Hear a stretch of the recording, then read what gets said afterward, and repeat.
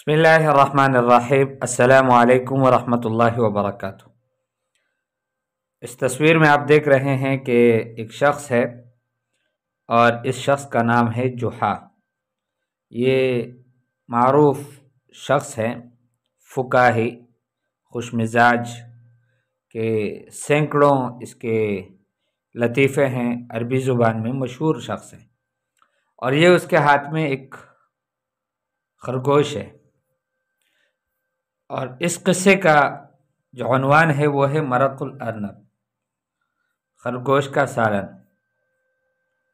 حمل احد الفلاحین ارنبا، ایک کاشتکار نے ایک خرگوش کو اٹھایا، وذهب به الى جحا، اور اس سے لے کر جحا کے پاس گیا، واخذ يطرق بابه، اور اس کے دروازے کو کٹکھٹانے لگا۔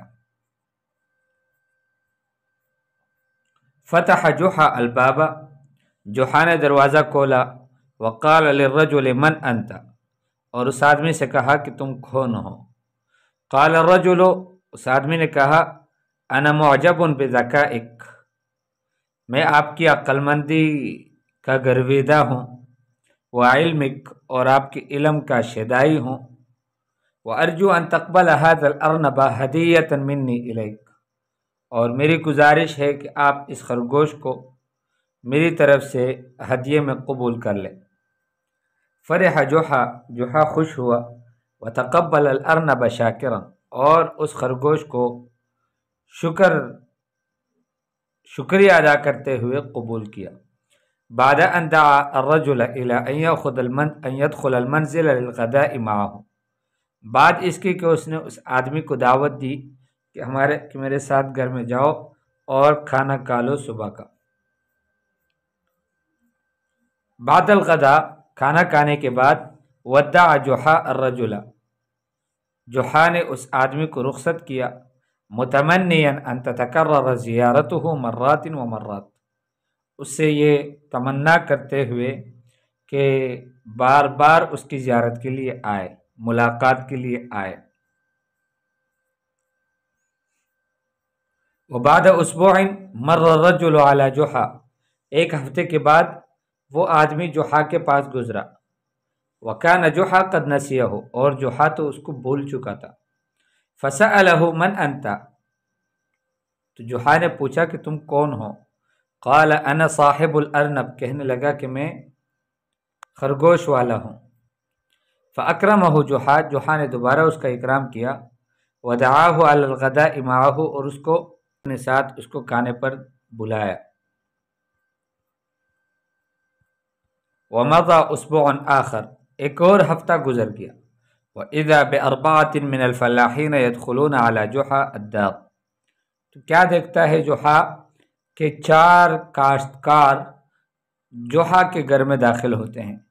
وسألهم جحا عن شأنهم، جحا ان سے ان کے بارے میں پوچھتا ہے کہ مسئلہ کیا ہے تمہارا؟ قالوا، کہنے لگے نحن جیران صاحب الارنب، ہم اس خرگوش والے کے پڑوسی ہیں۔ رحب بهم جحا، جحا نے ان کو مرحبا کہا۔ وفی موعد الغداء قدم لهم الطعام، اور کھانے کے وقت میں ان کو کھانا پیش کیا۔ وودعهم جحا بعد ان آتوا على كل ما في الدار من مأکولات، اور جحا نے ان کو رخصت کیا اس کے بعد کہ وہ گھر میں جتنے بھی کھانے کی چیزیں تھیں، مأکولات تھی، ان سب پر سے پھر گئے۔ ومضى اسبوع ثالث، اور ایک تیسرا ہفتہ بھی گزر گیا۔ واذا ب8 اشخاص يقتحمون دار جحا، اچانک 8 شخص جحا کے گھر میں داخل ہو جاتے ہیں۔ فنهض من مكانه فزعا، تو وہ جلدی سے اٹھتا ہے اپنی جگہ سے ڈرا ہوا۔ وقال جحا فی ذہول، اور جحا نے حیرانگی میں ان سے کہا من انتم، تم کون ہو؟ قالوا، کہنے لگے نحن جیران صاحب الارنب، وہ جو خرگوش والا تھا نا، اس کے پڑوسی کے ہم پڑوسی ہیں۔